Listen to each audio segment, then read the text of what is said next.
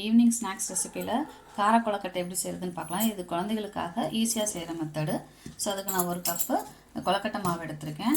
அடுத்து ஒரு கப்பில் என்ன எடுத்திருக்கேன்னா தண்ணி எடுத்திருக்கேன். ஃபஸ்ட்டு அடுப்பு பற்ற வச்சு இந்த தண்ணியை கொதிக்க வச்சுக்கலாம்.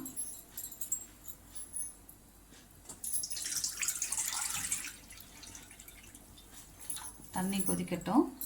தண்ணி கொதிக்கிறப்போ நம்ம என்ன பண்ணிக்கலாம்னா ஒரு ஸ்பூன் நெய்யும் கொஞ்சம் உப்பு போட்டுக்கலாம். கொழுக்கட்டை மாவுக்கு தேவையான உப்பு நம்ம இதில் ஆட் பண்ணிக்கலாம். ஸோ இப்போ இந்த தண்ணி கொதிக்கட்டும்.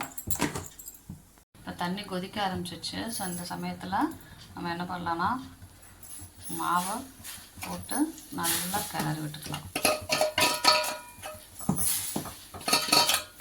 சுடு தண்ணியில் நல்லா மிக்ஸ் பண்ணிக்கலாம்.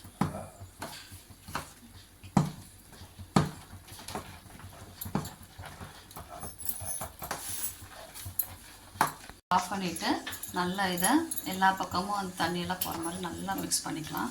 கை சூடாக இருக்கும், அதனால் மெதுவாக மிக்ஸ் பண்ணிக்கலாம். இப்போ இதை நல்லா கீழே இறக்கி வச்சுட்டு நல்லா அப்படி பிசைஞ்சு விட்டுக்கலாம். நல்லா சூடாக இருக்கும். கொஞ்சம் மிதமாக சூடு ஆறுனதுக்கப்புறம் இதை என்ன பண்ணலான்னா இப்படி எடுத்துக்கலாம். எடுத்து நமக்கு என்ன சைஸில் உருண்டை வேணுமோ அந்த சைஸில் உருட்டினோன்னா இப்படி அழகாக உருண்டையாக வரும். ஸோ இப்படி உருண்டையாக ஒட்டி எடுத்து வச்சுக்கலாம். என்ன பண்ணுறதுன்னா உருண்டையாக எடுத்து நமக்கு என்ன ஷேப்பில் வேணுமோ அந்த சைஸுக்கு உருட்டி வச்சுக்கலாம். உருண்டையாக உருட்டி வச்சுக்கலாம். ஸோ இதை இட்லி தட்டு எடுத்து இட்லி தட்டில் போட்டு வேக வச்சுக்கலாம். இந்த மாதிரி இட்லி தட்டில் அடுக்கி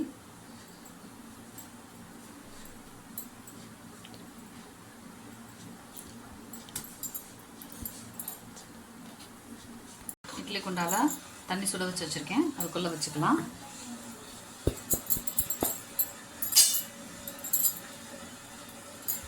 இப்போ 2 தட்டையும் வச்சாச்சு. இட்லி குண்டால மூடி போட்டு ஒரு 5 நிமிஷத்துலேருந்து 7 நிமிஷம் வரை வேக வச்சுக்கலாம். ஏன்னா நம்ம ஆல்ரெடி அந்த கொதிக்கிற தண்ணியில் தானே மாவு பிசைஞ்சிருக்கோம். ஸோ ஆல்ரெடி பாதி கொஞ்சம் வெந்திருக்கும், மிச்சத்தை தான் வேக வைக்க போகிறோம். ஸோ 5லேருந்து 7 நிமிஷம் போதும். ஓவர் குக்கட் ஆயிடுச்சுன்னா பிசின்னு ஆயிடும். அதனால் ஒரு 7 மினிட்ஸ் கழித்து எடுத்து பார்க்கலாம். வச்சு ஓப்பன் பண்ணி பார்க்கலாம். நல்லா வெந்திருக்கு. ஸோ இப்போ அடுப்பை ஆஃப் பண்ணிவிட்டு இதை எடுத்துடலாம். இப்போ இதை எடுத்து வச்சுட்டோம் தனியாக. இப்போ இதை தாளிக்கிறதுக்கு நான் சின்ன வெங்காயம் ஒரு 10லேருந்து 15 வெங்காயத்தை இப்படி பொடியாக கட் பண்ணி வச்சுருக்கேன். நம்ம பெரிய வெங்காயத்தையும் பொடியாக கட் பண்ணிக்கலாம். அடுத்து தாளிக்கிறதுக்கு கருவேப்பிலையும் கடுகு உளுந்தம் பருப்பு எடுத்து வச்சுருக்கேன். ஸோ ஃபஸ்ட்டு அடுப்பு பற்ற வச்சு வடைச்சட்டி வச்சுக்கலாம். வடைச்சட்டி காயட்டும். சட்டி காஞ்சிருச்சு. இப்போ தாளிக்கிறதுக்கு எண்ணெய் ஊற்றிக்கலாம். எண்ணெய் ஊற்றி எண்ணெய் காஞ்சிருச்சு. கடுகு உளுந்தம் போட்டுக்கலாம். கடுகு உளுந்தம் தெறிக்க ஆரம்பிச்சிச்சு. இப்போ ஆனியன் ஆட் பண்ணிக்கலாம். கருவேப்பிலையும் வெங்காயத்தை போட்டுட்டு கருவேப்பிலையும் போட்டுட்டு நல்லா வணக்கி விட்டுக்கலாம். கொழுக்கட்டைக்கு தேவையான உப்பு நம்ம போட்டுட்டோம் தண்ணியிலேயே. இப்போ நம்ம என்ன இந்த ஆனியனுக்கு தேவையான உப்பு மட்டும் போட்டு வதக்கிக்கலாம். நிறையா போட்டுறக்கூடாது, கொஞ்சமாக போட்டு வதக்கி எடுத்துக்கலாம். நல்லா வதங்கிருச்சு. இப்போ இதை நம்ம கொழுக்கட்டையை ஆட் பண்ணிக்கலாம். நல்லா கொழுக்கட்டையை ஃபுல்லாக போட்டுட்டு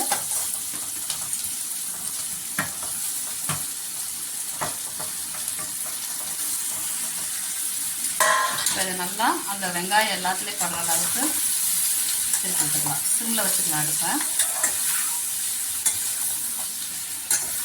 இந்த மாதிரி வெங்காயம் எல்லா பக்கமும் படுற அளவுக்கு கிளறியாச்சு. இப்போ அடுப்பை ஆஃப் பண்ணிக்கலாம். கார கொழுக்கட்டை ரெடி. இப்போ குழந்தைகளுக்கு பிடித்தமான கார கொழுக்கட்டை ரெடி. குழந்தைங்களுக்கு காரம் இல்லாமல் கார கொழுக்கட்டை நல்லாயிருக்கும்.